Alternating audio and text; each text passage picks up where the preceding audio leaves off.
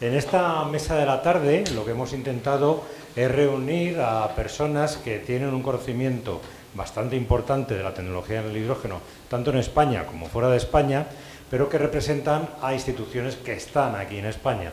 Y se nos ha unido, ha tenido la gentileza Marcos, que ya lo conocéis de esta mañana, para poder complementar la mesa. Porque nos falta Guillermo Figueruelo, de la Fundación del Hidrógeno Aragón. Ha tenido un problema esta mañana en el coche y no va a poder estar entre nosotros. Así que Marcos, que al fin y al cabo estuviste en la Fundación, pues, en su puesto. En su puesto. Exactamente. Pues le sustituyes de alguna manera. Vamos a empezar por Javier Brey, que lo tengo aquí cerquita. Javier Brey es ingeniero por la Universidad de Sevilla y es doctor por la Universidad Pablo de Olavide. Realizó su tesis doctoral ya directamente en Economía del Hidrógeno. Y en 1998, bueno, un poquito antes de la tesis, se incorporó al equipo de Abengoa, comenzando a trabajar en proyectos de I+D relacionados con el hidrógeno. En 2016 deja Abengoa para crear H2B2, una empresa tecnológica orientada a la electrolisis. Y en la actualidad Javier es el director de tecnología de la empresa. Es presidente de la Asociación Española del Hidrógeno y por eso lo tenemos hoy en la mesa, y dedica parte de su tiempo a otra de sus pasiones, que es enseñar en la Universidad de Loyola. A continuación tenemos a Antonio González. Antonio González es ingeniero aeronáutico por la Universidad Politécnica de Madrid. Ha desarrollado su carrera profesional en el Instituto de Técnica Aeroespacial, que siempre lo digo mal, el INTA. Es de los pioneros en España en desarrollar la tecnología del hidrógeno, ya en el siglo pasado, estaba trabajando en ella. Y desde, yo también, y desde principios de los años 90, que me faltaba por decir eso. Actualmente es presidente de la Plataforma Tecnológica Española del Hidrógeno y es vicepresidente de la Asociación Española del Hidrógeno. Está aquí como representando la plataforma. También ha presidido el programa de tecnología del hidrógeno de la Agencia Internacional de la Energía. Ya os digo que tenemos conexiones internacionales también. A continuación tenemos a Emilio Nieto. Emilio Nieto es doctor en Ciencias Químicas por la Universidad Autónoma de Madrid y es director del Centro Nacional del Hidrógeno desde 2017 y lo está representando aquí en la mesa. Es presidente del Clúster del Hidrógeno Regional de Castilla-La Mancha y miembro de diferentes instituciones como la Junta Directiva de la Asociación Española del Hidrógeno, Hydrogen Europe, Asociación Gallega del Hidrógeno, entre otras. Tiene amplia experiencia en I+D+I y en su gestión, la actividad que ha venido desarrollando durante más de 25 años de vida profesional en diferentes empresas de diversos sectores industriales, no solamente del hidrógeno. Y forma parte del profesorado de diferentes másteres, Politécnica de Madrid, Organización Industrial, y es evaluador de la Comisión Europea. Y a Marcos, como ya te han presentado antes y conoces, y además has contado un poco sobre tu vida, pues vamos a obviarlo. Marcos, ¿me vas a permitir que les pida a los ponentes, a lo mejor después tú quieres hacerlo igual, aunque no estés ahora en ella, las asociaciones a las que representan o las... Y después si quieres hablar de la Fundación del Hidrógeno Aragón. Bueno, Javier, entonces empezamos con la asociación. Como habrá gente que conozca la asociación, yo la he mencionado esta mañana, y otros no, cuéntanos un poquito lo que hace la asociación. Pues la Asociación Española se crea en 2002, o sea, es una asociación que tiene ya 22 años, ¿de acuerdo?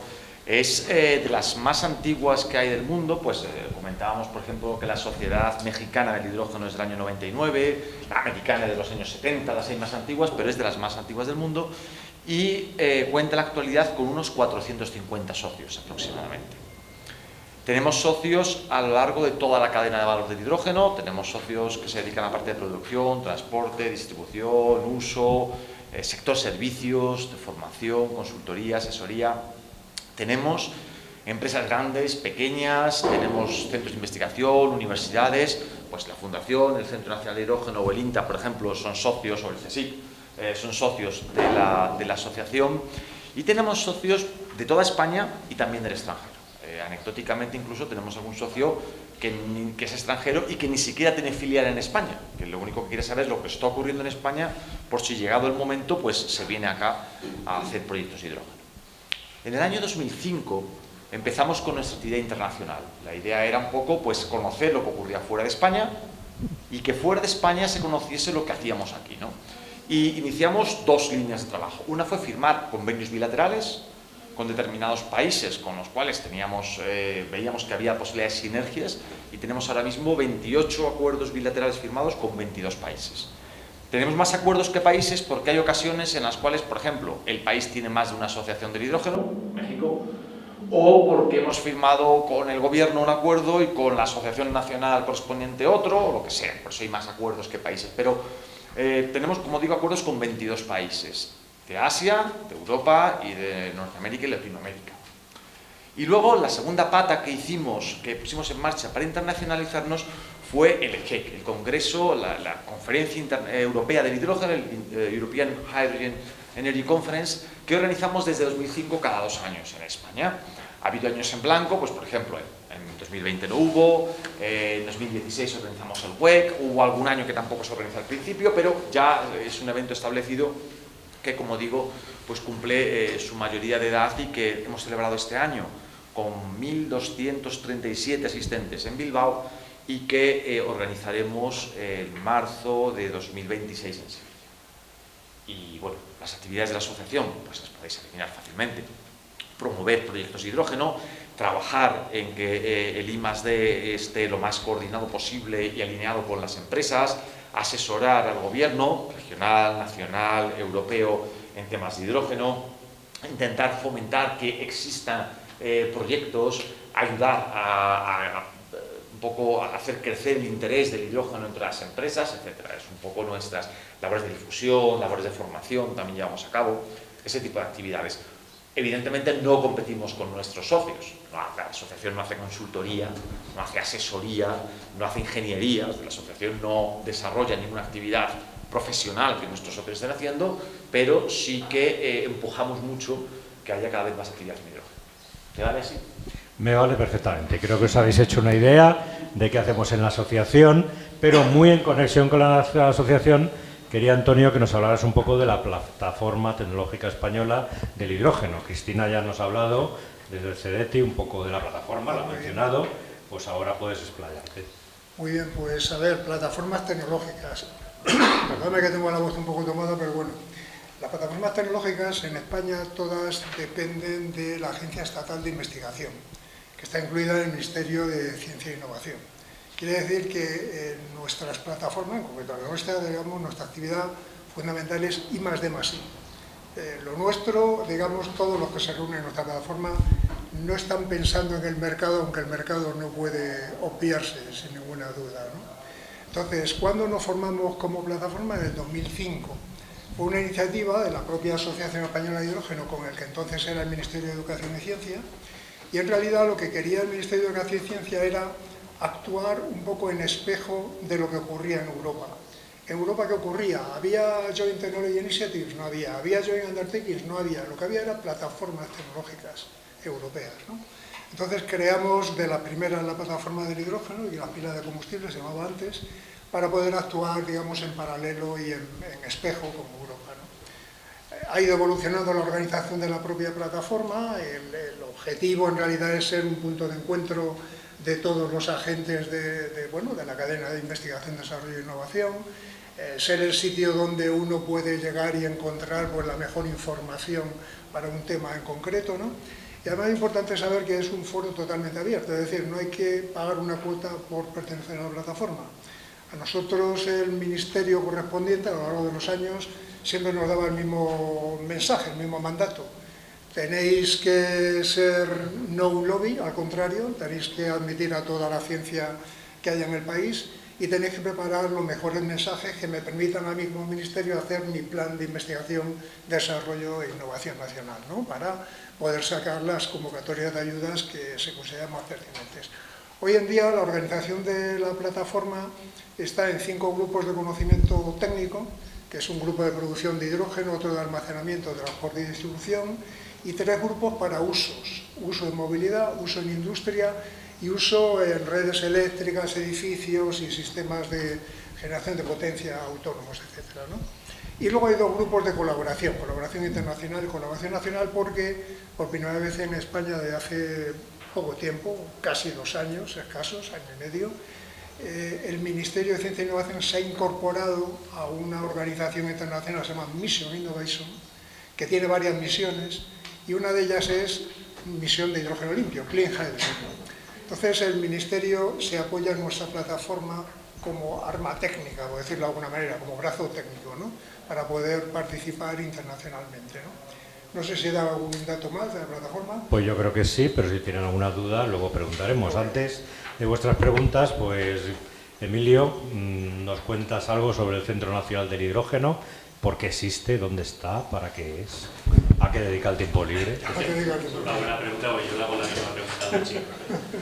Hay alguno que sabe responder y otro no, pero bueno. A ver, el Centro Nacional del Hidrógeno es un consorcio público de I+D+I. ¿Vale? Ese es el nombre oficial. Ya luego sigue contando las cosas buenas y las cosas malas que tiene, porque es la administración. Pues bueno, aquí muchos de los que estaréis aquí ya comprenderéis que el gran hándicap que tenemos es el tema de personal, ¿no? Pero bueno, surge en el año 2007 y surge un poco para cubrir de alguna forma pues ese hueco que hay entre las necesidades de la industria y los desarrolladores de soluciones, de alguna manera, el famoso valle de la muerte de las tecnologías, ¿no? Entonces, bueno, y surge y se centra, actualmente ahora creo que son 15 o 16 consorcios públicos. En el 2007, que es cuando empezó el nuestro, se crearon 9, y 9 con una tipología que es el 50% del Ministerio Ciencia, Innovación de Universidades y el otro 50% la parte regional, en donde se ha adscrito el centro, que en nuestro caso es Ciudad Real, la Junta de Comunidades de Castilla-La Mancha, porque estamos en Puerto Llano, ¿vale? Entonces hay otros, por ejemplo, el Astrofísico de Canarias, el CENIE, que está en Burgos, que es de investigación humana, y bueno, pues hay otra serie de ellos, y el nuestro se centra en hidrógeno y pilas de combustible, ¿vale? Entonces, dentro de hidrógeno y pilas de combustible, ahora mismo somos, creo que 82 personas, no hacemos otra cosa, hidrógeno y pilas de combustible, con lo cual, un poco lo que Antonio os comentó, la cadena de valor del hidrógeno la cubrimos entera, tanto producción como lo que es el almacenamiento y transporte del hidrógeno, la utilización y transformación con las pilas de combustible y luego las aplicaciones. Y las dos patas que comentaba antes Javier de la asociación, que es la parte, digamos, de normativa, seguridad y estándares, y la otra parte, lo que en inglés llaman cross-cutting, que es un cajón desastre muy grande, que ahí entra pues análisis de viabilidad, formación, consultoría, etcétera, etcétera. Y la idea es esa, la idea es intentar, bueno, pues capacitarnos como centro, tener esa capacidad técnica para poder cubrir y avanzar en los distintos CRLs. Y sí que os podéis imaginar que en los últimos 3-4 años, desde que se publicó la hoja de ruta, pues lo que más estamos haciendo son CRLs muy altos para ayudar de alguna manera a las empresas a poder poner en práctica pues todos esos proyectos y esas ideas y ayudarles a integrar, definir un poco de equipos, etcétera. Yo creo que como primera tentativa luego ya me pregunto. Pues sí, muchas gracias. Y bueno, no está aquí Guillermo, podría contar lo que es la fundación. Podría contar lo que es la fundación, pero seguramente que tú lo cuentas mejor. De manera básica. Por lo menos cuento lo que es institucionalmente, porque gracias que no estoy en la línea de trabajo, aunque soy bastante amigo del exdirector, porque se ha ido antes de ahí. Pero bueno, Fundación de Hidrógeno Aragón, lo cuento desde mi perspectiva, no soy de Fundación de Hidrógeno Aragón, esto no, o sea, no está hablando de Hidrógeno Aragón. Desde mi perspectiva, Fundación de Hidrógeno Aragón es un centro bastante gemelo de lo que es el Centro Nacional, pero regional, que de hecho nació antes que el Centro Nacional porque en Aragón estaba General Motors Company con una gran planta, que ahora es de Grupo Stellantis, producción de coches, y entonces en aquella época todo el mundo del hidrógeno estaba muy centrado en pilas, muy centrado en coches, que ha tornado bastante hacia electrólisis y otras cosas, que por mi punto de vista más sano, más correcto, pero en aquella época estaba muy centrado en coches en pila, y Fundación nació como un centro para que Aragón, digamos, para atraer el interés de General Motors hacia Aragón en un futuro para esa planta. Nació como eso y luego como un polo de todas las empresas de la zona de Aragón para que se fueran actualizando, modernizando, haciendo proyectos de hidrógeno para servir como ecosistema de hidrógeno, en principio General Motors Company. Eso fue el origen, porque luego General Motors Company cerró su línea de hidrógeno y ya no es General Motors Company. Y después pasó a ser, y lo sigue siendo, pues, un centro de influencia similar al que el Centro Nacional es en España, pero en Aragón, ¿no? En plan, la forma jurídica es diferente, porque es, no sé, ¿cuál es la vuestra? Nosotros somos entidad de la administración. Fundación Hidrógeno es una fundación privada como tal, lo que pasa es que realmente es una iniciativa del gobierno de Aragón de Arturo Aliaga en su día del Partido Aragonesista, bla, bla, bla, que luego ha evolucionado con otros partidos y que está muy vinculada al presidente, es el secretario de turno, y que tiene un patronato de empresas que están un poco ahí como para apoyándose o una dupla empresas consejeras, ¿no? Y lo que hace es, o lo que hacía, ahora tampoco tengo claro del todo dentro de lo que hace del todo, pero más bien investigación aplicada, con TRLs altos, y luego también una función de representación de Aragón, porque hasta de España, en foros, web, JTI, en diferentes foros, y de atracción de financiación. O sea, la Fundación creo que sigue siendo muy experta en captación de fondos públicos, antes lo era, y creo que ahora Fernando lo ha puesto aún más, en captación de fondos públicos para las empresas de Aragón. Crea proyectos de JTI en los que vengan empresas de Aragón y les consigue que desarrollen. ¿Lo he contado bien? Para vosotros que lo sabréis cada día. Pues básicamente es lo que quería que hicierais, presentaros. Hay otros centros, evidentemente, que hacen investigación, pues el mismo CSIC, en donde trabajamos Antonio y yo, las universidades, todas hacen investigación en hidrógeno, algún departamento lo tiene. Los institutos regionales, aquí en Madrid tenemos el INDEA, en Cataluña el ICREA, en Andalucía, ¿cómo se llaman? Creo que también tienen un nombre, algunos. Bueno, yo conozco el INDEA y el ICREA, pero creo que en Andalucía hay alguno. Está el Centro de Almacenamiento de Energía de Cáceres, que es un centro de almacenamiento ibérico, o sea, interviene Portugal y España, que tiene un departamento de hidrógeno, o sea que hay bastantes más centros que se dedican al hidrógeno, pero como veis hay dos específicos que son de hidrógeno. Yo aquí tengo varias preguntas, pero me gustaría daros prioridad a vosotros si tenéis alguna. Si no, yo haría varias de las preguntas que tengo aquí, sé las respuestas, yo creo de todas. Bueno, esta no. Esta a lo mejor la pregunto luego. Esta lo pregunto luego. Pero yo prefiero que hagáis preguntas a los otros. Si tenéis alguna pregunta ahora, pues es buen momento. Si no, yo voy a hacer una pregunta genérica a todos. ¿Alguien quiere hacer alguna pregunta concreta sobre, como veis, aquí nos centramos mucho en investigación y la relación entre investigación y empresas? Si tenéis alguna pregunta, levantad la mano, y si no, me gustaría haceros una pregunta genérica a todos. Si haces la del agua, te la devuelvo. ¿La de? La del agua. La del agua, no, la del agua... te sientas y la del agua la he contado contado esta mañana. Ya la he contado. ¿Es? No, ya te digo, la que no sé la respuesta te la digo luego. Pero esta es muy genérica, porque hemos estado hablando...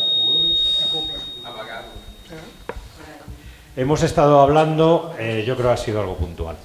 Hemos estado hablando esta mañana de China, como no, ya sabes que me encanta el tema de China, y sabes que existe una polémica, no vamos a revelar quiénes las tienen, entre, bueno, compramos electrolizadores chinos, que son muy baratos y ya está, o desarrollamos tecnología europea, en este caso concreto, nacional. Entonces me gustaría iros preguntando, ¿cuál pensáis dentro de las tecnologías que existen dentro de toda la cadena de valor del hidrógeno, que pueda haber centros de investigación en España donde puedan aportar algo concreto? O sea, no de manera genérica en las pilas, no. En componentes determinados que vosotros penséis que hay suficiente conocimiento en España, diferencial, como para aportar a las empresas mejoras suficientes para hacer electrolizadores, pilas de combustible, etcétera, competitivos con los chinos. No sé si alguno quiere empezar. Yo empiezo y no te voy a responder a la pregunta. Mira que me lo temía, porque no me gusta. Pero lo primero de todo... Hombre, tampoco es que me digas el tornillo exacto, ¿no? Lo primero de todo, yo creo que poner barreras a la importación de China es como cuando los niños hacen un castillo en la orilla del mar y se empecinan en poner mucha arena para que no se lo coman las olas. O sea, es absurdo. Con mucha arena que pongas a la izquierda, pues la ola persistentemente te va a entrar por la derecha, no tiene solución. ¿Por qué? Porque si decimos que en Europa no vamos a importar electrolizadores chinos, pues entonces Marruecos comprará electrolizadores chinos y nos venderá su hidrógeno verde, ¿no? Importaremos el hidrógeno verde más barato que el de Europa, o similar. Yo creo que es muy difícil meterte en esa guerra. Yo creo que la guerra debe ir por donde tú has dicho precisamente, en que la tecnología europea siempre sea mejor que la china, en que nosotros sepamos diferenciarnos y que saquemos músculo en aquellas áreas en las cuales lo podemos sacar, de tal manera que no caigamos en que toda nuestra cadena de producción de hidrógeno está en manos de un tercero. Y digo China, pero podríamos decir otro país. Entonces, yo creo que va por donde tú dices. Y lo segundo, yo te diría que prácticamente en toda la cadena de valor existe potencial en nuestro país. A ver. En toda la cadena de valor existe potencial en nuestro país. Y siempre hago la misma cuenta. Nosotros ahora mismo en nuestro país, si tú miras las publicaciones de papers científicos que tenemos, suponen un 3,8% a nivel mundial, y las patentes, hablo de hidrógeno y pilas de combustible, y las patentes un 0,5%. O sea, algo se nos cae. Es un topicazo decir que no existe una sincronización ciencia-empresa, porque no existe ni en hidrógeno ni en nada. Pero es que fijaros que nos caemos de un 3,8% de I+D a un 0,5% de aplicabilidad de ese I+D en el sector industrial. Entonces, tenemos un problema. Y yo te diría que tenemos centros trabajando en membranas de intercambio iónico, en deposición de catalizadores, en perovskitas, no lo sé, en nuevos materiales, en altas temperaturas. Yo he encontrado centros nacionales, universidades, centros tecnológicos trabajando en prácticamente toda la cadena de valor. Distinto es que es muy difícil conseguir que nuestras empresas se interesen en eso, vayan de la mano del centro y busquen la manera de aplicarlo. Somos a veces perezosos y preferimos, oye, pues si funciona, pues ya sí, eso lo voy comprando y ya lo desarrollo otro, ¿no? Pero yo no creo que el problema esté en el I+D, yo creo que tenemos muy bien surtida la cadena de valor. Estoy dejando las perovskitas, eran muy tóxicas. Y empezar mi carrera con el doctorado en perovskitas y acabar con perovskitas queda raro. Me voy a pasar las espinelas. Yo quiero decir que no es que lo tenga comprobado ni visto, pero sí que por la experiencia, ese 3,5% que tenemos en investigación, donde estamos produciendo la producción científica es muy buena. Luego lo que vemos muchos investigadores que estamos en la transferencia es que esa transferencia no se hace en España, sino que se hace fuera. Entonces, la revisión, molaría hacer una revisión de cuánto de ese 3,5% realmente sí que el origen es español, pero que la transferencia está yendo fuera, porque las empresas de fuera son las que se arriesgan de alguna manera, o porque al fin y al cabo tienen más capacidad de ver las cosas en un futuro cómo puede funcionar, ¿no? Entonces, nos falta empresas que quieran transferir, pero tenemos más que ideas de sobra para transferir. A nivel nacional, a nivel asociación española, a mí me da lo mismo que si I+D acabe en la papelera o acabe en una empresa alemana. A mí, a mí no. Y España en general. España, yo te digo, los datos son 3,8, 0,5. O sea, efectivamente hay de todo. Hay I+D que se vaya fuera, I+D que se pierda. ¿Está con él? Sí, le doy sí, y si no le doy no. Pues depende del botoncito, ahora sí. Entonces, yo creo que ese salto existe, lo que tú dices tienes razón, en parte que se va fuera, pero estoy haciendo análisis español, no europeo. A nivel europeo seguramente se podría hacer, pero habría que meter todas las patentes y todo el conocimiento europeo. No, es para que nos demos cuenta que en España sí que producimos, pero la lástima es que no transferimos. Totalmente de acuerdo. ¿Algún otro comentario? Porque claro, Javier no me ha contestado si son los electrodos o son los intercambiadores de calor. Tampoco quiero que lleguemos a ese nivel de detalle. Esto no está hablando de hidrógeno, lo que estamos viendo ahora es más bien de transferencia tecnológica de hidrógeno y de todo. Por un lado creo que ese ratio está falseado por una razón, porque hay unos indicadores de patentabilidad en el mundo científico y se patentan muchas cosas que no debería patentarse. O sea, una patente que no se explota no tiene sentido. Una patente es una protección para explotarlo. Eso es primera parte. Yo creo que hay una cierta, por ese lado, no estoy diciendo que sea lo más dramático, y voy a criticar el otro. Y por el otro lado, a mí hay una cosa que me gusta mucho del capital español, y es que en España no existe el capital riesgo, existe el capital.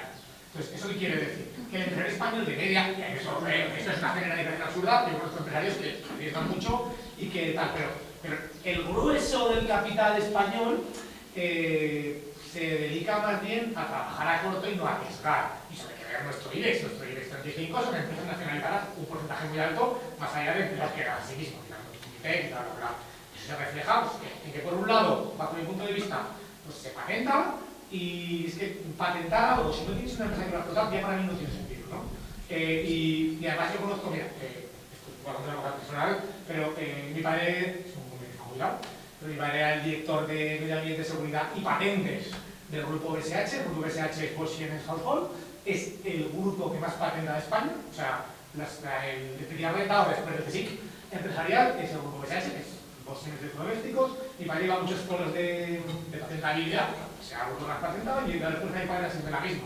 Digo, ¿estás orgulloso de esto? Y mi padre me parece altamente lamentable, porque somos un grupo que hace electrodomésticos, o sea, sí somos los que más patentamos de España, y encima somos un grupo alemán, quiere decir que nosotros patentamos de España porque tenemos el aval, que no es la gente, porque la gente incluso en la empresa sí lo hace, pero tenemos el aval empresarial de gente que la que pone el dinero en esta empresa nos permite trabajar a largo plazo.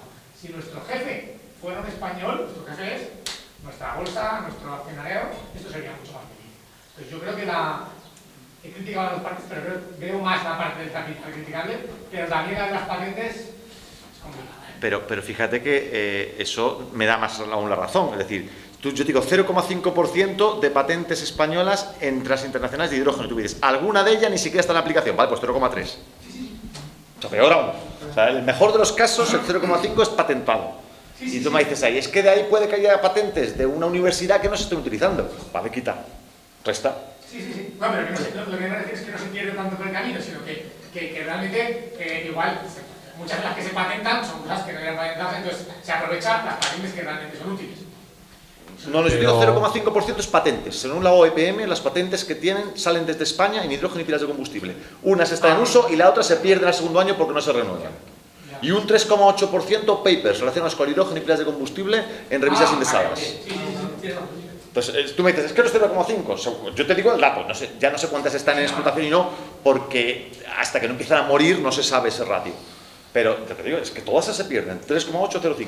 Esa es seguro. Y respecto a lo que decías, yo estoy de acuerdo que donde se investiga, donde yo veo que se investiga y es potente España, es en Membrana, en todo esto, yo creo que se ocurre en APEC con los valencianos, bla, bla, bla. Y yo creo que, como tú, que la entrada de China es inevitable, pero lo veo como de otra manera. Igual lo que hay que hacer es aliarse también con China de alguna manera, ¿no? ¿Por qué un electrolizador chino no puede llevar membranas de APEC o catalizador de X?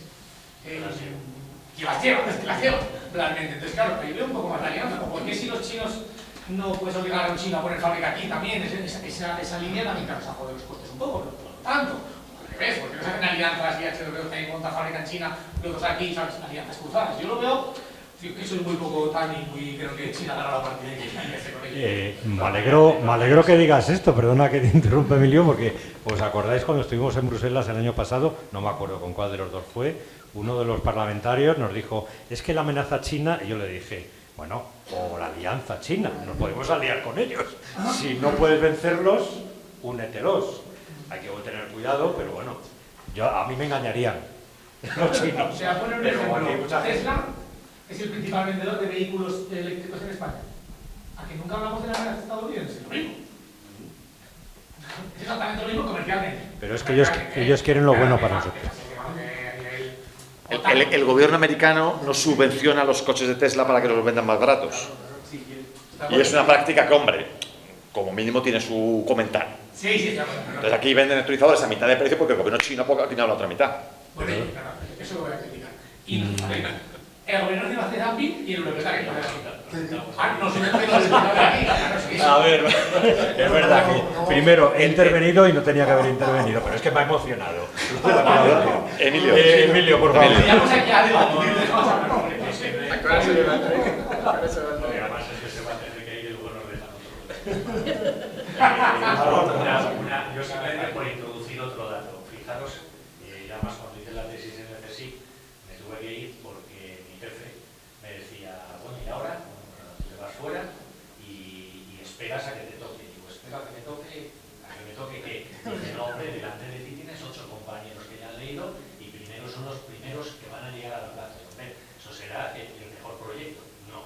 Y es que no es el mejor proyecto. O sea, no te valoran el que tengas convenios con la universidad, te valoran que publiques, nadie te valora que hagas una transferencia o tengas una patente. Eso es un error. Ahora ha cambiado. Ojalá. Ha cambiado bastante. Tiene que cambiar más. Porque digo yo que está bien. Y yo creo que incluso te ha quedado muy por arriba. Yo creo que es menos que eso. Y además lo has dicho antes, el 0,5 es lo que hay de real. Es menos. Y aquí tenemos capacidad y tenemos un montón. Luego también tener en cuenta otro dato, que hay muchas empresas que patentan para intentar evitar que otros entren, con lo cual es un bloqueo. Entonces hay SH seguro que patentaba un montón de cosas para que otros de la competencia no puedan entrar. El Departamento Central del SH, no el español, tiene a gala que sale gratis. Porque es un departamento que lo que hace es, aparte de patentar para ellos, cuando inventan X, la bomba de agua ¿vale? Y de repente ven que otra marca lo está haciendo, caen como putas, esperan 4 años y les dicen, me debes muy bien. Entonces, eso lo hacen. Sí, claro que lo hacen. Lo hacen para autofinanciar sus departamentos de países. Es legal, es legal. Antonio. Me queda un poco por decir, pero como habías preguntado para que dijéramos todos los elementos de la cadena, valor, etcétera. Gracias, etcétera, Antonio, te quiero. Solo para vuestra información, en la web de la Plataforma Tecnológica del Hidrógeno tenéis una publicación que es el Catálogo de Capacidades Tecnológicas. Ahí, digamos, de la gran mayoría de los miembros que están participando en el grupo de trabajo de la asociación, de la plataforma, pues dicen qué es lo que hacen, qué capacidades tienen, cuáles son sus equipos, en qué proyectos participan y tal. Es decir, que es quizás la mejor referencia a la que uno puede ir para ver cuántas cosas hacemos en España en I+D+I de la cadena de valor del hidrógeno, ¿no? ¿Vale? Sí, es otra herramienta interesante. ¿Alguien tiene alguna pregunta después de esta acalorada? Sí, si no os pregunto yo. ¿Alguna pregunta, comentario, discurso, declaración unilateral de lo que sea? Yo quería preguntar una cosa, pero no tiene nada que ver con lo que de lo que estáis hablando. ¿Con el hidrógeno, creo que sí? Sí, con el hidrógeno, sí. Esta mañana en una de las charlas se ha mencionado, se ha hablado acerca del hidrógeno natural, ¿vale? Y su posible competencia con el hidrógeno que se puede producir. Entonces, mi pregunta va dirigida a... ¿Se han hecho números? En el caso, imaginaros que encontramos una bolsa de hidrógeno enorme en Mali, de la que se habló esta mañana o donde sea, si realmente el montar toda la infraestructura versus el producir hidrógeno, realmente esos números y ese ejercicio se ha hecho o son futuribles realmente el hablar del hidrógeno natural.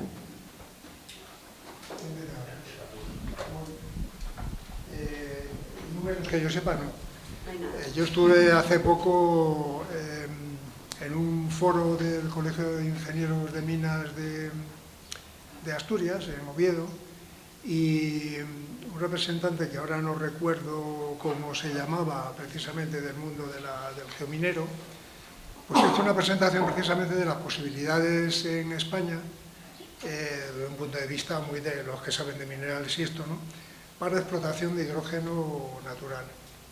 Entonces, claro, la información que te daba era: no sabemos, porque hay que hacer prospectiva para ver qué capacidades tenemos y tal, y mientras no hagamos la prospectiva, pues no podemos decir qué capacidad tenemos, pero sabemos que donde se va a producir este hidrógeno de manera natural es en minerales de no me acuerdo qué tipo, y eso tenemos a punta pala.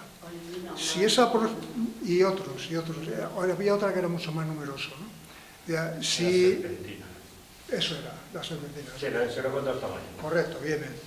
Si esas prospecciones fueran positivas, la capacidad que tienes de extracción de hidrógeno es muy superior a la que tengas de producción por otros medios, ¿no? Pero esto es un poco de las escalas de minería frente a otra. Ahora bien, tú tienes que iniciar explotaciones. Entonces, mientras tanto, amigo, no solo es modificación de leyes, sino mucho tiempo y luego comprobar que realmente lo que analizaste en la prospección luego al final se cumple, claro. Entonces yo no diría, oye, no voy a producir porque qué poquito voy a producir comparado con lo que voy a extraer de una mina, ¿no? Yo me ha pesado un poco lo contrario que a ti, Antonio, y es que he encontrado demasiados números. Entonces, para que os hagáis una idea, el consumo mundial de hidrógeno está entre unos 90-95 millones de toneladas anuales. Y he encontrado que la producción podría ser de 9, es decir, 10 veces menos, o de 900, es decir, 10 veces más. Y al final la justificación es siempre la misma. Hay 3, 4, 5 métodos de producción de hidrógeno natural, los hay también en el fondo del mar, de reacción con el agua marina, serpentinas, etc. Hay 3 o 4 métodos por los cuales este hidrógeno se recombina casi inmediatamente, y hay 3 o 4 fenómenos naturales que producen la pérdida de ese hidrógeno, pues porque se dispersa en la Tierra y desaparece al llegar a la atmósfera. Quiero decir, no queda encapsulado. Demos cuenta que la molécula de hidrógeno fuga mucho más fácilmente que otras moléculas más pesadas que se quedan confinadas bajo tierra. Entonces, al final, todo se basa en cálculos teóricos, salvo el conocidísimo caso de Mali, todos son estudios. Pues si tengo tantos kilos de serpentina en el mundo y tantas toneladas y tanta superficie, y multiplico, divido entre eso, me ha salido tropecientos mil millones. Pero la realidad es que eso todavía tiene que haber alguien que lo busque, le funcione y ponga una explotación. Claro, esto es como el diálogo ese de demuéstrame que Dios existe. Y dice otro, no, demuéstrame tú a mí que no. Pues esto es un poco lo mismo. Dice, bueno, pero es que como no lo hemos buscado, nunca lo hemos encontrado. Dice, bueno, pues nadie lo ha encontrado porque no estaba o porque no lo habéis buscado. Entonces, primero, que empieza a haber plantas. Segundo, los costes reales de esas plantas.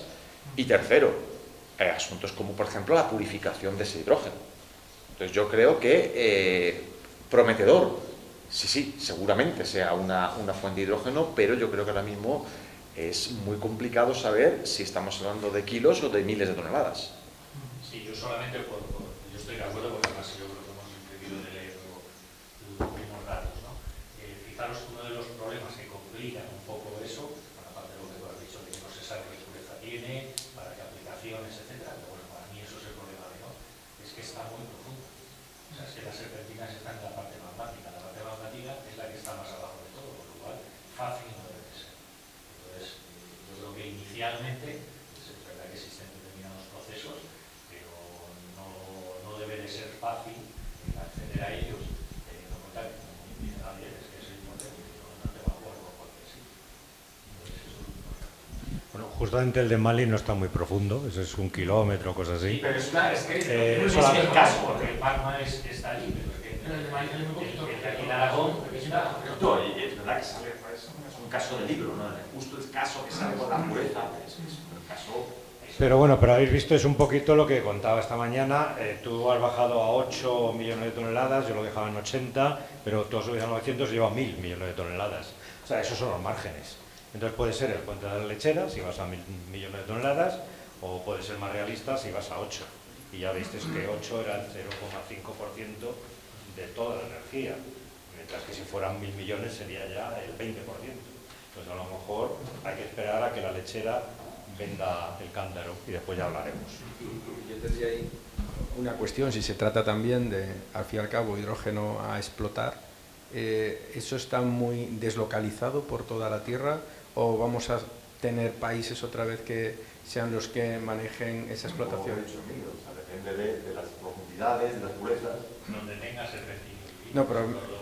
Sí, pero de eso sabemos si va a ser cambiar de los países árabes a los países de Latinoamérica porque tengan eso más, o está más deslocalizado, porque si no lo que hay que hacer es, lo que estamos haciendo, produciéndolo y desarrollar tecnología a partir de renovables, porque si no nos metemos en que otro nos controle otra vez la producción y no la venda. Claro, es que estamos hablando de que todos los que estamos aquí, estamos en un sector que es el del hidrógeno verde, que es un aprovechamiento de las energías renovables. Es como, y pensar que extraer hidrógeno solo que es el mismo gas, pero la película es otra. Hablamos de algo renovable, hablamos de algo que se extrae, hablamos de un petróleo que cuando se quema no hay CO2.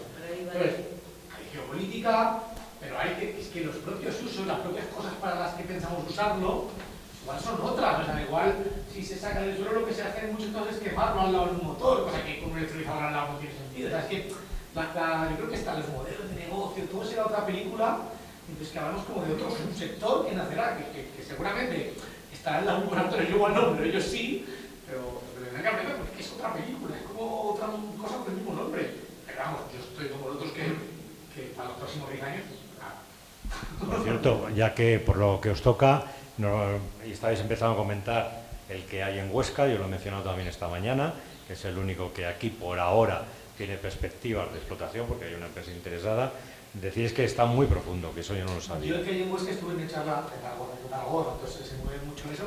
Claro, dentro de que es otro mundo, yo siempre respondo a esta pregunta, es que no soy geólogo. Entonces, claro, es un mundo geológico, es más para preguntarle a los geólogos de Repsol, porque es otro ámbito técnico también. Entonces, hace poco estuve en una charla de un geólogo en Zaragoza, y básicamente iba a decir, es especulación pura lo de Monzón, que no se sabe si no hay nada. O sea, no sabe si hay, pues bueno, nada. Entonces es especulación absoluta. Lo de Monzón, esto no lo sé, no lo voy a hablar. O sea que estamos entre el 0,5 y el 20, no se sabe. No, en este caso este me dijo directamente, igual estamos en el 0 en ese pozo. Bueno, ya habéis visto que en el mapa que he puesto esta mañana estaba todo en amarillo, que era a lo mejor existe, y el de Huesca estaba en azul, de ya hay indicios. O sea, que imaginar los que estaban en amarillo, lo en pañales que pueden llegar a estar. Porque en Huesca creo que hubo una vez que se emitió algo extrayendo, o sea, una medida en directo o algo así, por eso es como más expectativa. Una medida en directa en cualquier época de años. ¿Alguien quiere hacer alguna pregunta? Yo hay una cosa que no entiendo, así en general.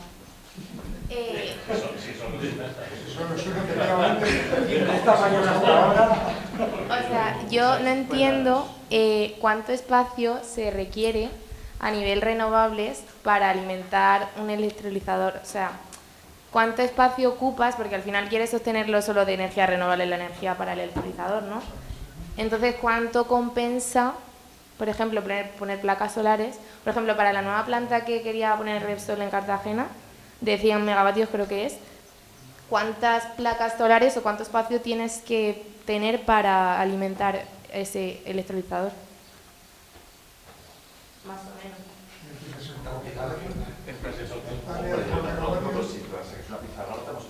Pero vamos a poner un electrolizador de 500 megas, por ejemplo. Así pequeñito. Así uno pequeñito o varios. Una hectárea por megavatio. Una hectárea por megavatio de potencia pico fotovoltaica. Mucho más. En una hectárea no cabe ni un megavatio solar, ¿eh? Claro, a eso me refiero. Mínimo 2 hectáreas por megavatio, porque una hectárea solar son 2 megavatios. A ver, solar, claro, y eólica, eólica, es que la eólica virtualmente ocupa cero. O sea, virtualmente, porque al final tú pones un Bueno, molino, pues se puede ir cultivando. Sí, bueno, pero hay que separar los molinos. No, me refiero a nivel de desplazamiento de suelo. O sea, tú en un campo de una hectárea pones un molino, se puede seguir cosechando, por lo cual no está desplazando a uso de cultivos. La hectárea comentan ellos una media. Es media. Es una media renovable. Ah, una media renovable porque es así. Una hectárea es renovable. Una hectárea, dices tú, en un parque es una hectárea en un parque fotovoltaico es medio mega. medio mega. Pues y prácticamente cero en un eólico, pues, Y ya, cero en pues vamos a suponer que es una hectárea un megavatio pico. Pero vamos a poner 2, por ejemplo, por aquello de que... A ver, con el doble. Claro, es una pregunta muy complicada. O sea, 500 megavatios, 1000 hectáreas. O sea, un estadio de fútbol, por ejemplo, ¿para cuánto no está? Pero yo creo que te debo responder como esto no es una pregunta de hidrógeno, es decir... Yo voy a responder no, y digo por qué. Porque en el fondo la transición renovable en general y las renovables van a ocupar mucho más espacio que las fósiles, siempre. O sea, entonces, el hidrógeno, la pregunta sería más, la misma aplicación con hidrógeno sin hidrógeno, ¿sabes? En realidad, si toda la energía que es petróleo, de la manera que sea, la hacemos con placas, pues va a ocupar mucho más, porque ahora mismo hay refinerías. Entonces, siempre hay mucho más espacio que ocupar, que entonces, depende del orden de magnitud, pues sí, vas a haber mucho más espacio. En el territorio español, pase lo que pase, va a haber mucho más espacio, mucho más suelo dedicado a energía del que había. Muchísimo más. La verdad es que no me cabe. Ahora habría que preguntarse. Tenemos mucho suelo. Pero estamos hablando de una cantidad de hectáreas, por ejemplo, yo vi una vez la comparativa entre la cantidad de superficie a cubrir con fotovoltaica para abastecer las necesidades energéticas de España y era mucho menor que la superficie dedicada a carreteras. Para que te das una idea. A carreteras, ¿eh? O sea que no estamos hablando, cuando tú empiezas a tomar este tipo de cifras grandes y comparas con otros usos, agricultura, ganadería, hablas de decimales, como el uso del agua, no sé si habéis llegado a hacer los números. Entonces, es que lo mismo, tú comparas la superficie necesaria para que toda España sea renovable y la comparas con carreteras y te sale una décima parte. Entonces, no es realmente... La conectividad es más paisajística. Distinto, claro, distinto es que te vayas al caso concreto, que es el mismo del agua. Oiga, pero es que en mi pueblo puedo poner... Es que si en su pueblo no hay agua, no puede usted poner un electrolizador. Y si usted está en Doñana, no puede usted poner una planta fotovoltaica, es que está usted en Doñana. Entonces, el informe medioambiental va a ser negativo. No. Pero hay otras zonas donde sí se podrán poner plantas fotovoltaicas, electrolizadores, y habrá agua, y el informe de impacto ambiental será positivo. Y ahí tenéis que tener en cuenta, perdona que te interrumpa, Javier, una cosa que es, deberían de existir otras alternativas, por ejemplo la agrofotovoltaica, que es poner los paneles más altos y poner debajo cultivos que no tengan que tener la incidencia del sol y tal. No se puede hacer. Se puede cambiar el código de la edificación, de forma que a partir de un momento determinado las casas obligatoriamente tengan que venir con que sea autoconsumo en los techos, obligar a que, igual que es las ventanas estas que hay de rotura, no sé qué, pues que sean también para generación. O sea, hay alternativas para no intentar ir al discurso populista que hace la gente cuando va a una universidad, que dicen, es que usted está diciendo que tenemos que quitar terreno de cultivo. No, estoy diciendo que necesitamos renovables y hay que buscar la forma de...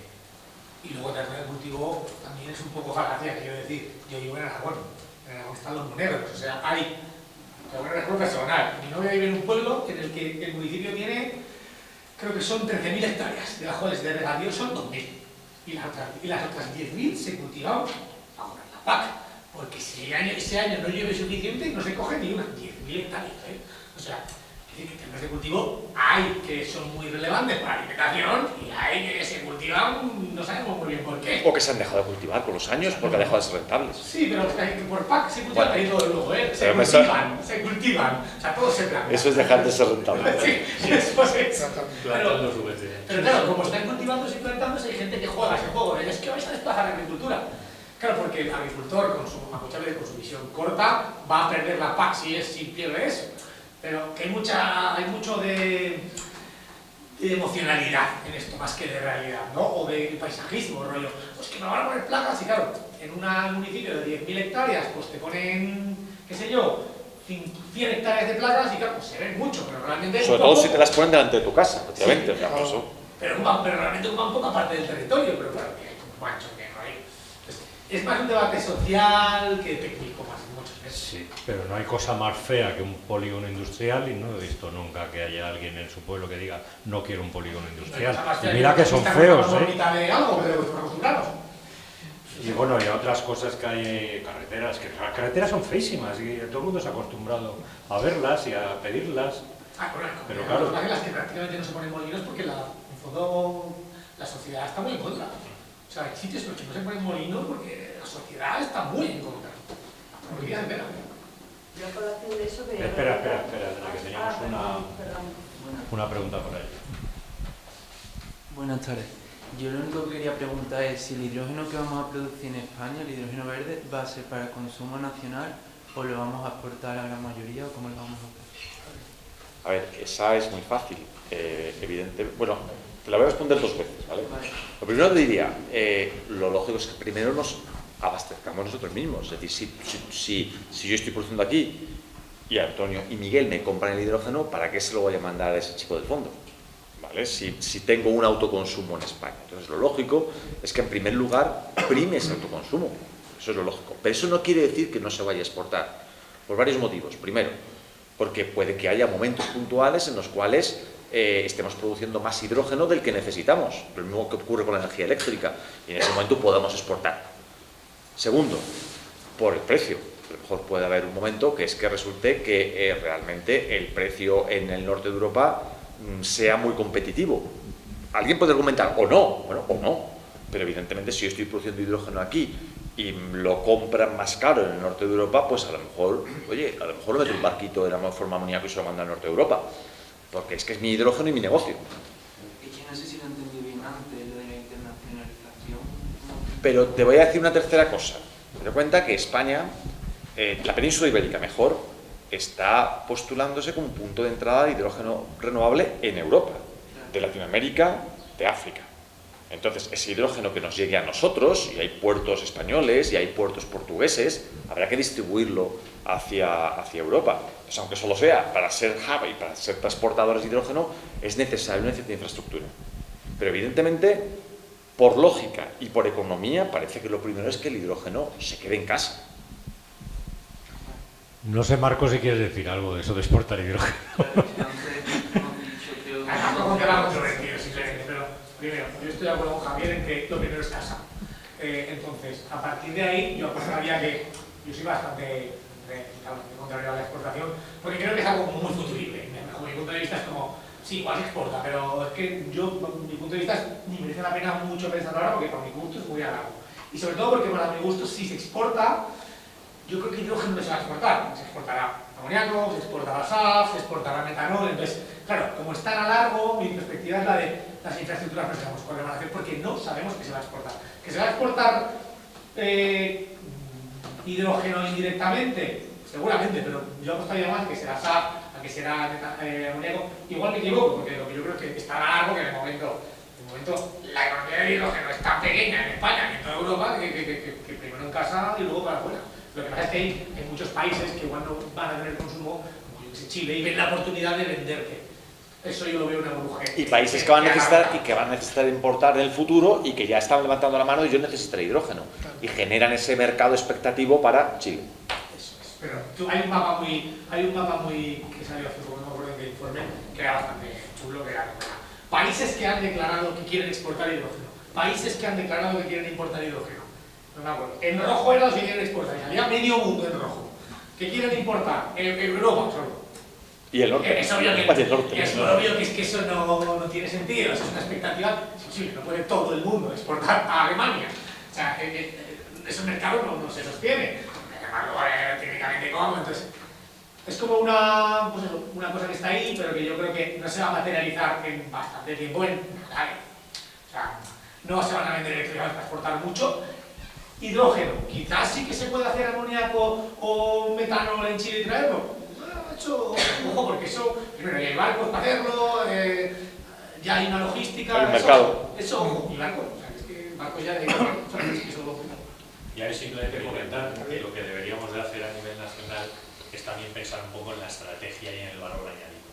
Cuando digo valor añadido es lo que Javier antes decía. O sea, a mí que venga y que vehicule otro hidrógeno exportado desde fuera que a través de España lo vehiculo bien, pero al final yo lo que tengo que hacer es intentar vender las condiciones estratégicas o geoestratégicas que tenemos en España para que las empresas vengan a hacer las cosas aquí. Y lo que yo mande sea el valor añadido del producto final, que se instalen aquí las empresas, no el decir voy a ser exportador. Entonces aprovecho las condiciones que tenemos en España para mandar el hidrógeno. Bueno, voy a mirarme primero a tener el hidrógeno ese y consumirlo internamente y a generar el valor añadido y que luego después evidentemente el transporte lo tenemos que tener solucionado para que pueda vehicularse todo ese hidrógeno que Javier decía que va a atravesar. Pero tú fíjate que es de sentido común. Ahora mismo todo el mundo sabe que lo que es difícil es encontrar ese negocio, ese comprador del hidrógeno, ese mercado. Si tú de repente encuentras un comprador en Alemania, siempre le va a salir ahora mismo mejor el negocio a alguien que ponga electrolizador al lado del alemán que lo pongas aquí en Huelva y mandes el hidrógeno hasta Alemania. O sea, es que por números no va a salir. A fecha de hoy, estoy muy de acuerdo con lo que dice Marcos, que es que, fíjate, no, pero es que estamos pensando en 2050. 2050 podemos pensar todos, pero las posibilidades de que nos equivoquemos son muchas.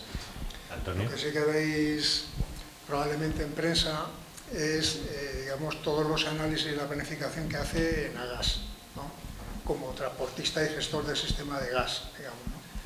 Y que son, digamos, análisis y estudios que se los ha encargado el gobierno y que le acaba de presentar, digamos, el informe de lo que se necesita planificar para, digamos, hacer transporte de gas e hidrógeno por gasoducto. Entonces, claro, esos estudios que hace Nagas ha hecho una llamada a expresiones de interés de ¿usted quiere producir hidrógeno? Pues dígame cuánto. ¿Usted quiere consumir hidrógeno? Dígame cuánto. ¿Dónde? Tal, etcétera, ¿no?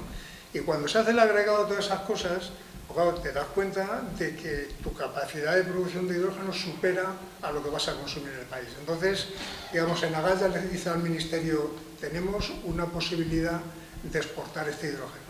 Y ojo, una posibilidad de exportarlo no ya en las formas de amoníaco, metanol y tal, que se sitúen en unos puntos concretos, porque en el momento que te alejes de Huelva, Algeciras y tal, o del norte, probablemente no cuadra, ¿no? Entonces, habiendo esa posibilidad, si queremos cubrirla, hay que hacer gasoductos.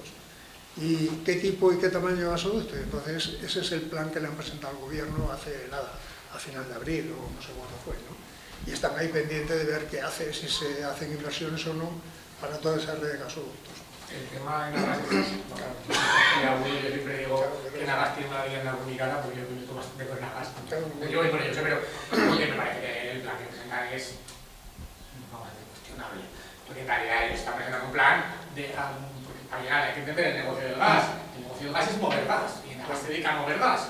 Y la Comisión Europea lo que dice es va a haber menos gas, o sea, dice electrificación. Entonces, lo que le está diciendo a Nagas es muere. O sea, muere en 30 años, pero es muere. O sea, sea, todo el mundo quiere defenderse y para ellos, pues bueno, porque es como la salida.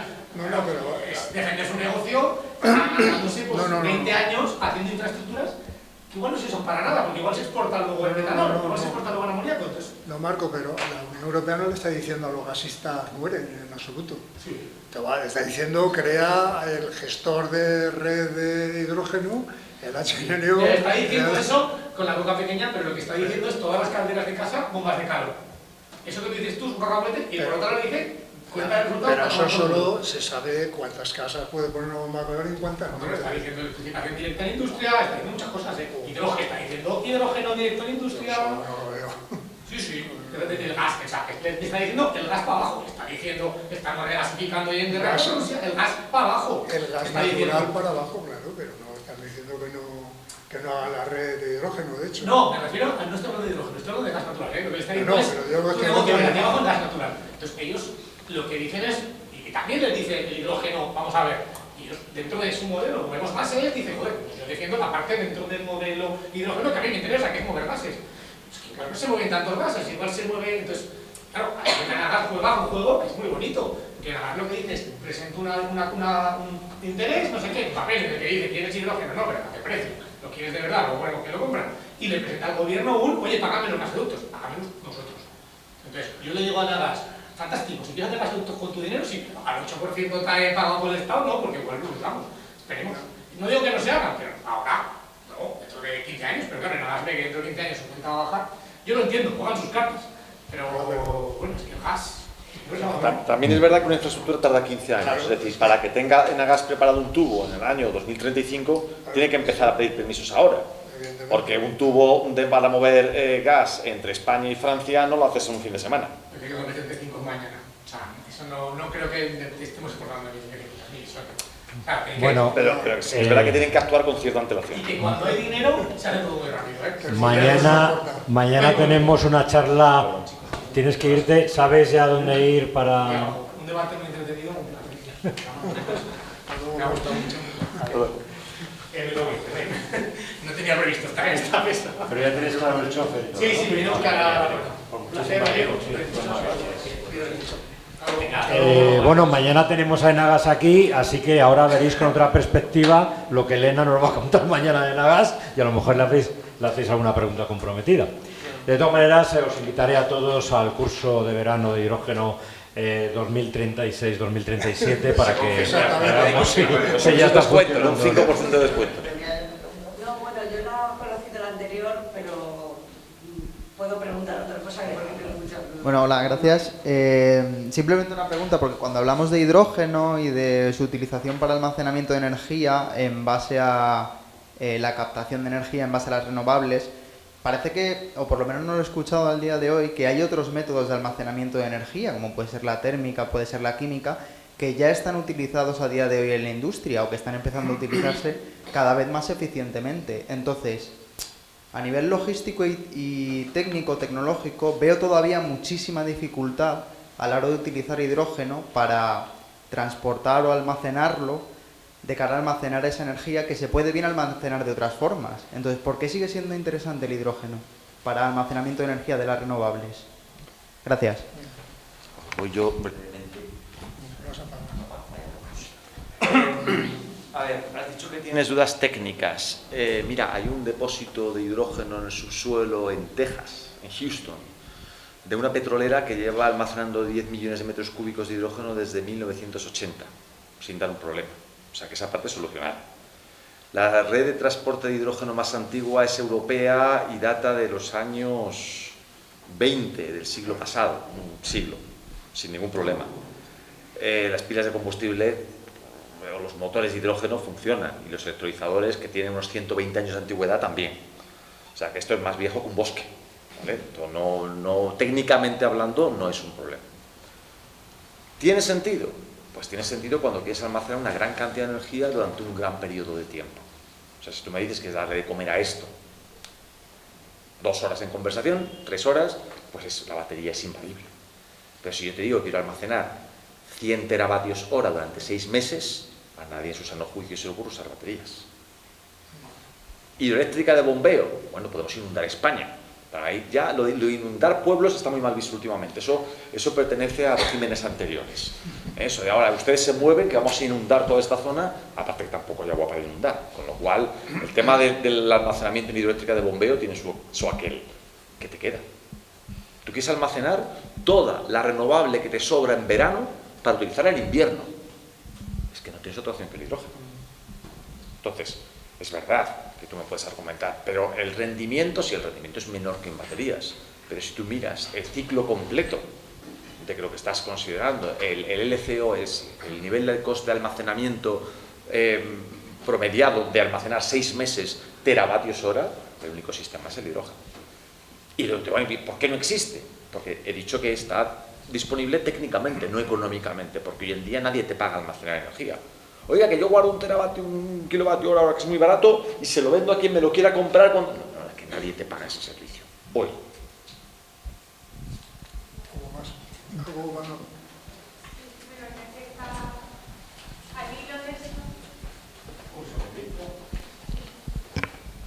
Y el tema de almacenar la energía en forma de hidrógeno en cortos periodos de tiempo, como es en el transporte, ¿eso supone alguna limitación en comparación con los combustibles fósiles, por ejemplo, o no, a día de hoy? Emilio, ¿O a futuro?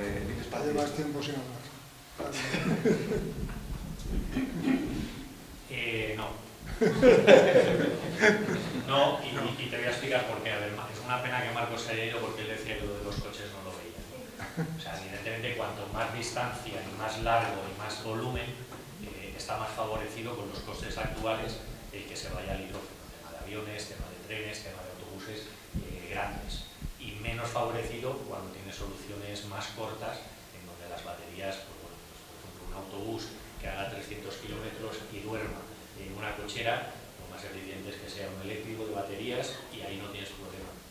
Si ese autobús, y ahí enlazo un poco, no sé si lo habéis oído, en Alemania hace año y medio Alstom tenía el tren de hidrógeno y era por una zona de Baviera, hacía 150 kilómetros y lo tuvieron pues, un año y medio transportando, creo que eran 2 o 3 vagones y era línea recta y tal, y dije, joder, funciona de puta madre, qué sistema más bueno, venga, pues lo bajo para abajo, pero lo bajo tal cual. Claro, ¿qué pasa? La zona sur de Alemania es como España, túneles, subidas, bajadas, esto es una mierda, claro, tendrá usted que adecuar la potencia de la pila al trayecto que tiene, que es lo que me hicieron. Pero claro, ¿qué pasó? Un poco lo que tú comentabas por la mañana con el tema del Hyperloop, ¿no? Pues pasó que, claro, tienes que hacer ese estudio. O sea, no es que el hidrógeno no valga, pero lo que sale en las noticias es que el hidrógeno no vale. Sí vale, pero hay que estudiar y ajustar. Entonces, por eso te digo que no, porque creo que es más largo plazo, pero al final terminará por llegando. Habrá una solución híbrida, que al final yo creo que es la electrificación híbrida para movilidad, lo que tiene más sentido. Tendrás unas baterías y tendrás luego un depósito de hidrógeno para cubrirte las largas distancias. Por lo menos es mi opinión. ¿Tú tenías algo antes para preguntar o no sé qué? Es que tenía dos. Una era sobre bueno, lo de los gasoductos, pero ya lo habéis comentado. Bueno, y otra era sobre lo del hidrógeno natural. Una pregunta que... Ya lo hemos cubierto. Bueno, no, iba a preguntar que, bueno, si...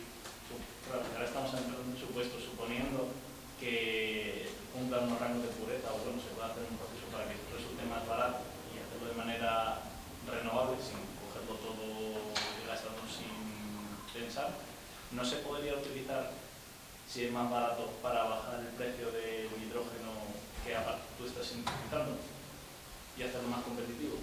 Pero vamos a ver. Tú me dices, ¿y si tengo hidrógeno renovable, hidrógeno blanco, lo llaman, ¿no? Blanco y es muy limpio y lo tengo a mogollón y es muy barato, ¿no tiene sentido utilizarlo? No, claro. No, es que antes han explicado que ese hidrógeno natural blanco pues se está regenerando de manera continua. Claro, correcto. Pero también se está recombinando de manera continua. O sea, que es que lo que no se sabe... Es o sea, generación neta. Gente tan sabia y experta como vosotros rápidamente me pone 2 reacciones en un laboratorio y ves el hidrógeno como un burbujea así. Digo, lo que no me está diciendo es que a continuación hay otra reacción que lo recombina. No, pero es neto, esa es producción neta. O sea, es producción y recombinación. Sí, pero nadie lo ha visto. Esto es como la niña No, de la son curva. cálculos, exactamente, son cálculos, nada más. Entonces, por no hablar de otras cosas, esto es como la niña de la curva, ¿vale? O sea, todo el mundo dice que sí, que ahí está, pero ¿dónde? El caso de Huesca es muy porque no, es que aquí tengo un papel, mira, amarillo, con el escudo franquista, de que encontraron hidrógeno, bueno, ¿y qué estaban buscando? No, estaban buscando otra cosa. Permíteme que dude entonces de la medida, porque ya sabéis que en cromatografía, en espectrografía, lo que estás buscando marca mucho el resultado. Si estaban buscando otra cosa, es que no se sabe si existe, a qué profundidad, en qué cantidad, con qué pureza, cuánto va a costar extraerlo. Evidentemente, si es una maravilla y chorrea por todos los sitios y sale baratísimo, pues ya está, utilizaremos ese y fuera. Pero nadie lo ha visto, ¿eh? Pero vamos, que imagínate que sea... Sí, sí, que se puede utilizar. Imagínate que es el cálculo más pequeñito, que eran muy pocos millones de toneladas al año. No lo vas a tirar, pero que no cubre todo lo que necesitas. Que creo que es la... No, pero aparte de eso, insisto, y que se dé en un solo pozo, en uno. Porque si se den 450 pozos, no vas a llenar todo de mini pozos. De hecho, con el gas natural pasa muchas veces. Hay mini bolsas de gas natural y depende del precio del gas natural, te sale uno rentable explotarlas. Las hay tan pequeñas, en Andalucía está llena de pequeñas bolsitas de gas natural que al final dicen, mira, es que para lo que me van a dar no hago el agujero, me traigo la máquina, pido la licencia de todo, si es que esto no da dinero.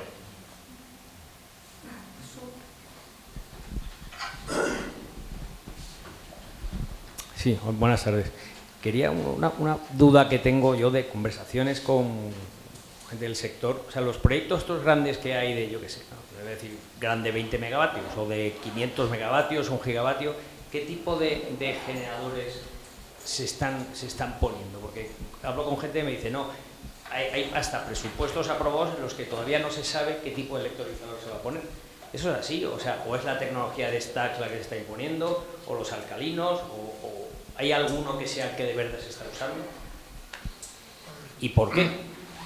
No, yo no tengo datos, pero sí que te invito a buscar las referencias, por ejemplo, de las distintas convocatorias europeas de los proyectos importantes de interés común europeo, etcétera, que los han ido sacando. Entonces te dicen, hemos dado tantos millones para tales proyectos, de los que electrolizadores alcalinos son el 59%, electrolizadores PEN tanto, te dan los porcentajes de esos proyectos que han concedido subvenciones, lo cual no quiere decir que esos proyectos vayan a llevarse a término, claro, porque es lo que pone el proyecto, ¿no? Pero en fin, ¿no? Yo no sé si hay más datos. El dato está, se suele dar. O sea, la subasta europea de hidrógeno, por ejemplo, da muchas, incluso se dieron ratios de los fabricantes, las nacionalidades de los fabricantes de los electrolizadores, o sea, el dato está. Y mayormente son alcalinos porque hoy en día la producción, si tú miras la capacidad de producción de fabricantes de electrolizadores, en su mayoría son alcalinos, seguido de poliméricos, seguido de óxido sólido, seguido de intercambio aniónico. Con lo cual ese es el reparto de la tarta, viene un poco por capacidad. Que en un momento dado una convocatoria te dé una ayuda sin decir la tecnología del electrolizador, depende de la convocatoria, puede ser, ¿por qué no? Tú te presentas diciendo, depende, insisto, hay de todo en la viña del Señor, que tú dices, mira, este es mi precio objetivo y ya buscaré quién me lo dé, pero normalmente son un poquito más serias. Normalmente una convocatoria te pide muchos papeles, incluso te pide la oferta del electrolizador, algún tipo de contrato con el off-taker del hidrógeno, suelen... ¿Y por qué lo asociáis a convocatorias? No hay nadie, ningún empresario que esté montando electrolizadores como... No, ninguno. Nada, cero. A no ser que no coja ningún empresario que se dedique, no sé, a comprar Rolex y tirarlos por un pozo a ver qué pasa. Pues todo lo mismo, ¿no? Es que hoy en día no salen los números si no tienes una subvención delante. En todo el mundo es así. O sea, hay subvenciones al CAPEX y subvenciones al OPEX. Pero por eso van a convocatorias la gente. La última famosa, pues la del Banco Europeo del Hidrógeno. Eso nos lo han dicho varias veces, gente que se dedica a dar créditos, que es que no le sale ningún número con el hidrógeno, a no ser que haya un apoyo.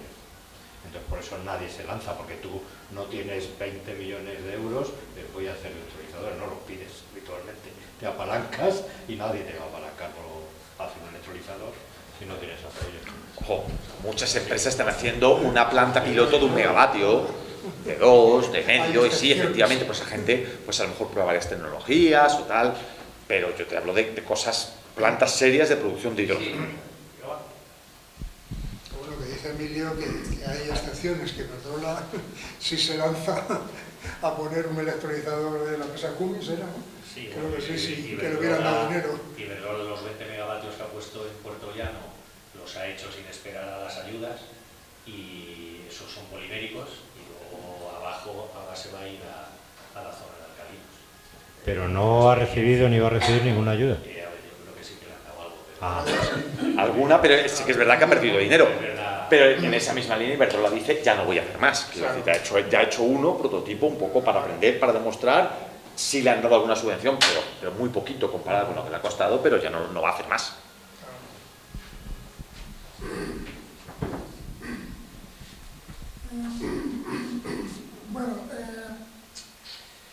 Bueno, en relación a los gasoductos, uso de gasoductos, me quedé con duda. ¿Cómo se plantea utilizar gasoductos para transportar hidrógeno en España? Sería mezclando con gas. ¿En qué porcentaje? ¿Ustedes hay un consenso sobre eso? Porque en Brasil hay mucha discusión. Bueno, si hablamos de porcentaje, el Boletín Oficial del Estado establece que el gas natural como máximo puede tener un 5% de hidrógeno. O sea, ese sería, ya está, punto. Eso es lo que dice el BOE, la ley. No puedes meter más de un 5%. O sea, que eso sería por un lado. Pero actualmente lo que se plantea de verdad es transporte de hidrógeno en ductos dedicados a hidrógeno. Dedicados, no en utilizar la red de gas natural. Date cuenta que si metes hidrógeno a la red de gas natural, reduces las importaciones de gas natural, ¿vale? Reduces las emisiones de CO2, ¿vale? Pero no puedes separarlo luego. Estarías haciendo otra cosa distinta. No lo utilices como medio de transporte de hidrógeno, sino como medio de, de blending de hidrógeno con gas natural para otro objetivo, pero no para transportar hidrógeno, porque no lo puedes recuperar. Bueno, puedes, pero vamos. Sí, pero no tiene sentido. Europa solo va a financiar si son ductos 100%. De hecho, que la mezcla no la va a financiar. Hay algunos proyectos a nivel nacional, de hecho, Gas ha hecho uno, el H2 Área, Gas ha hecho otro, los dos hemos participado nosotros para intentar, y la Fundación creo que también tiene otro proyecto, más a nivel de materiales. Se sabe que puede subir muy por encima de ese 5%. En Europa hay dos proyectos alemanes que han demostrado que el 30% se puede hacer. Aquí estaba el Gas Ciudad, que hace mucho tiempo antes del gas en más del 30%. Aquí el Gas Ciudad, antes de cambiar a gas natural, había picos del 60% de hidrógeno y era lo que circulaba. Claro, cuando te decía lo que había, pues tú no estás preocupado. Ahora te dicen que tienes 60 hidrógeno y dices, coño, no, pero circulaba. Y mañana vamos a tener la charla de Nagas, que nos van a hablar de sus conductos de hidrógeno, de la red troncal en España. Le vais a dar mucha caña a Elena. ¿Había alguna pregunta por ahí? Me ha parecido. Y allí también. Cerati, perdona.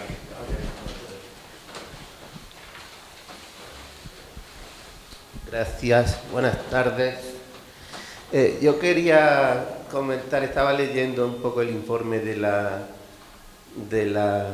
Asociación Española del Hidrógeno y dice que, un dato muy curioso me ha parecido, que hay 123 proyectos por un valor de 21.000 millones, mientras, claro, que supera muchísimo lo que estaba previsto en la hoja de ruta, ¿no?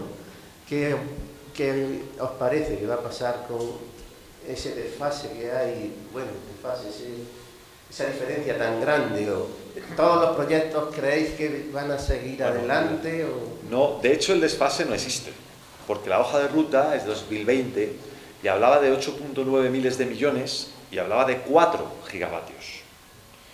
El censo de proyectos es del año pasado y habla de 21.000 millones, o sea, lo ha multiplicado por más de 2, y habla de 11 gigavatios, es decir, lo ha multiplicado por más de 2. Pero es que está alineado con el nuevo objetivo de hidrógeno, que no está en la hoja de ruta, sino en el borrador de PNIEC, que habla de 11 gigavatios. Entonces, digamos que está alineado con la evolución del objetivo. ¿Serán 11? ¿Serán 4? ¿Serán 70? Sinceramente, yo no creo que eso sea un problema, que la cifra absoluta sea un problema. Estamos hablando del despliegue de una nueva tecnología, se puso un objetivo que fue 4 en 2020, se hizo un censo de proyectos, no os acordáis, pero la Alianza Europea por el Hidrógeno Limpio hizo un censo de proyectos en Europa y al año siguiente, 2021, en nuestro país salieron 70 gigavatios. En 4, 70. A continuación hay un par de censos más, llegamos al del hidrógeno que sale 11 pone el PNIEC, el de Nagas ha salido por encima de 11 si mal no recuerdo, Sí, un poquito más, casi 13. Casi 13.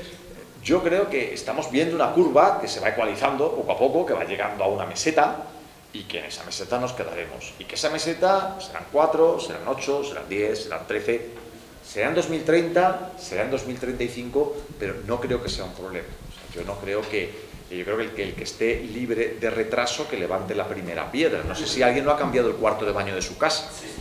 ¿Vale? Y hablamos, si queréis, de presupuesto y plazo en el cambio del cuarto de baño. ¿Vale? Entonces, y es una tecnología bastante consolidada, el cuarto de baño de una casa. Aquí hablamos de cambiar por completo el paradigma energético, de un nuevo vector, y queremos que esto llegue el día 31 de diciembre y estén todos mis gigavatios instalados y produciendo. Vamos a ver que a lo mejor va a ser que no. Pero las cifras y todos los indicadores que vamos mirando están ahí, están por los gigavatios. No sé si será 1 o 10, pero está por ahí el orden de magnitud. Y yo creo que eso sí que se va a cumplir. Y luego una cosa importante es el tema de la cantidad de millones, que por eso decía Javier que es una referencia. Hay una regla que yo siempre cuento, que es la de 1/3, 2/3. O sea, los proyectos van a recibir una ayuda de 1/3 y los 2/3 son los que le piden a las empresas como cofinanciación.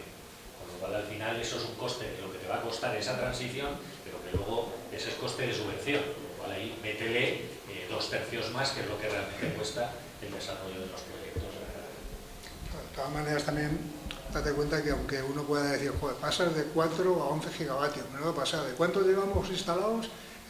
30, no sé cuántos megavatios.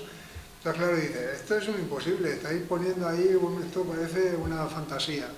A ver, el objetivo, digamos, una vez que se ha visto, como estaba diciendo Javier, que bueno, que vamos más o menos concordando hacia el entorno de 11 gigavatios, claro, contiene una información muy importante, es qué esfuerzo hay que hacer en el país para que nuestra industria aumente su capacidad de fabricación si queremos ser algo en esto. Entonces, claro, uno tiene que pasar más allá del número de decir, será esto una fantasía, a menudo me he tirado aquí a la piscina. No, es un estudio que efectivamente llegará cuando llegue, pero que es muy importante para tomar decisiones, claro, porque si no perdemos el tren. Claro, tenemos que saber dónde poner el dinero y dónde invertir, ¿no? Claro.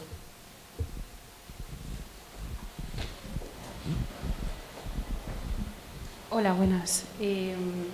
Yo me quería ir un poco a la parte más física de la producción de hidrógeno, y es que, bueno, sé que la Complutense y también el CSIC se están desarrollando como, pues eso, nuevas membranas para la producción de, bueno, todo esto, no tengo mucha idea, pero membranas, también nuevos materiales para el almacenamiento y la producción de hidrógeno.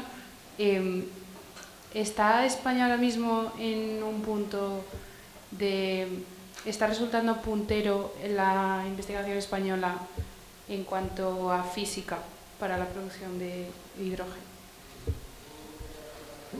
Vamos a ver que sí que conteste. Sí, Miguel, por favor. ¿Contesto yo mismo? Pues, ¿Alguien del CSIC en la sala? Pues como decía Javier, de alguna manera sí. 3,8% de las publicaciones de hidrógeno, y hablamos de publicaciones científicas, física o química de materiales, sobre todo, pero también ingeniería y otras aplicaciones de simulaciones, almacenamiento, etcétera. Hay un autor que está en un centro español. O sea, no estoy hablando de autores españoles que están en otros lados, sino que en la afiliación aparece un centro español. 3,8% de las publicaciones mundiales de alto impacto, no estoy hablando de la hoja parroquial, es una cantidad grande, comparado con el PIB, como decía Javier, pues una cantidad grande. Eso quiere decir que tenemos un potencial de personas trabajando en materiales como los que has comentado, nuevas membranas, nuevos catalizadores, nuevos sistemas de almacenamiento, que publican en revistas buenas porque a los científicos nos pagan para eso. Tú dices que ahora se reconoce más la transferencia, pero no tanto.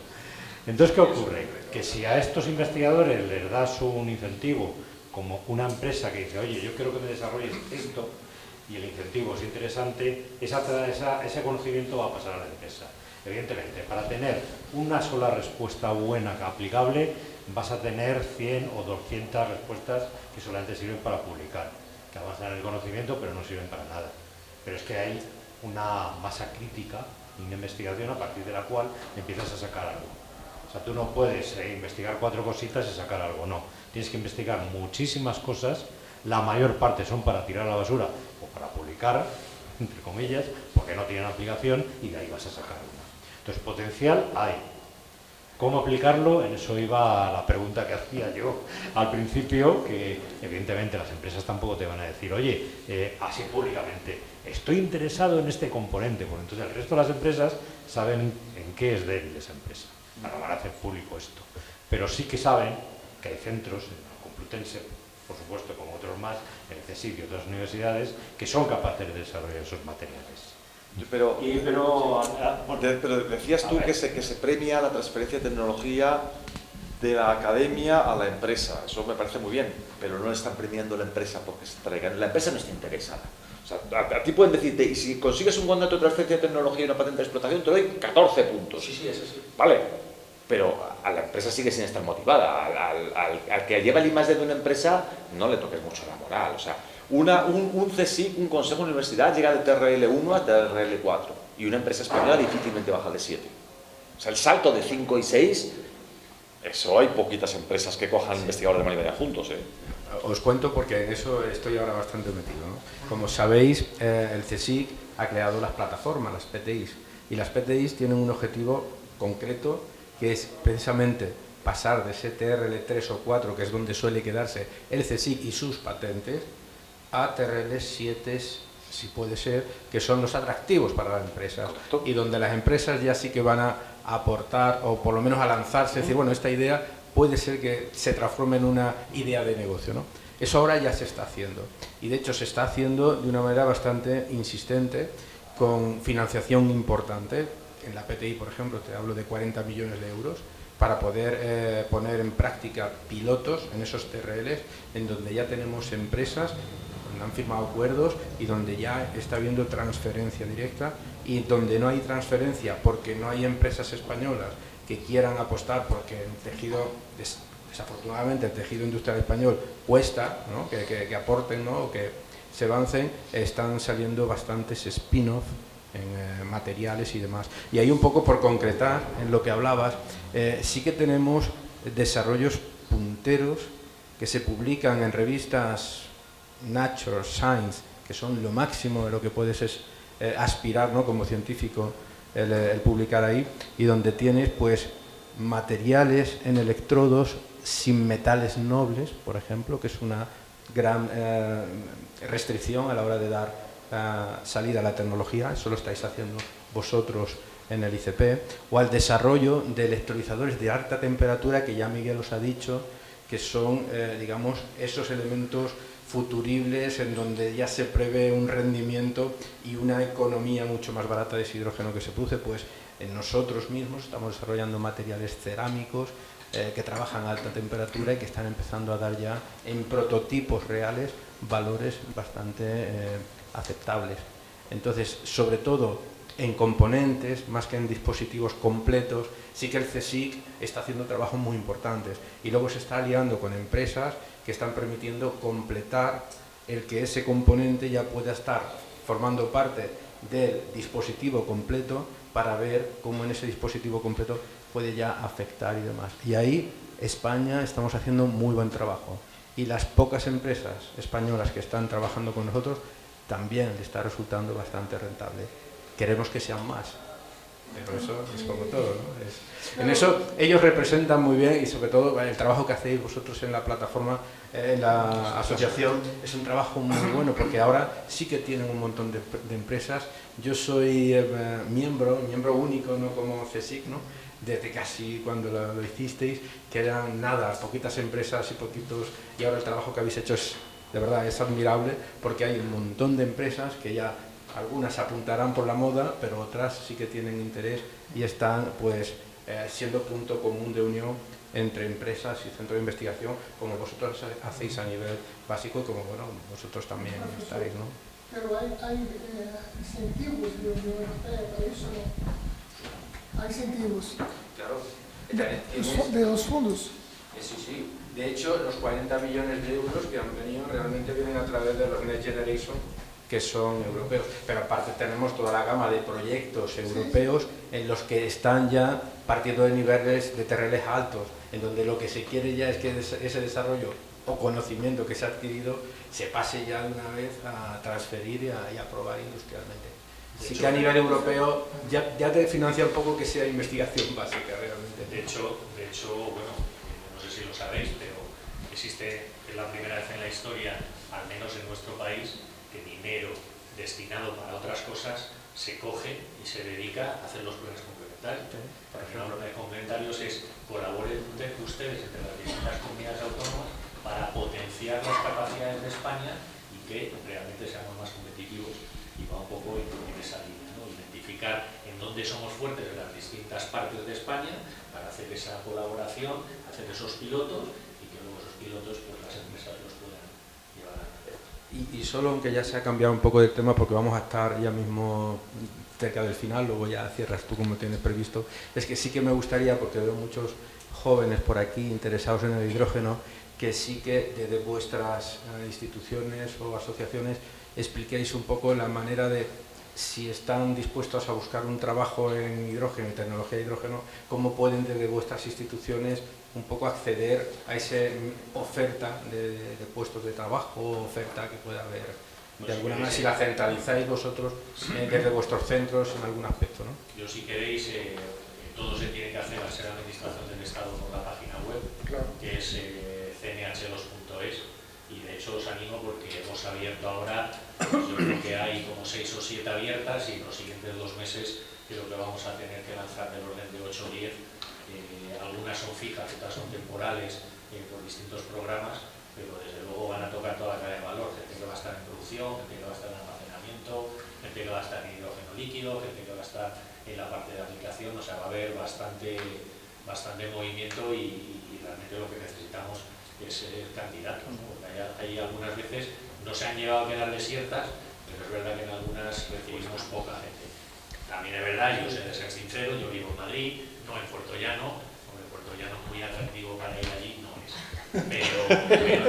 Pero se come bien, no mientes, y es barato. Y se llega rápido. No es como Cancún, ¿no?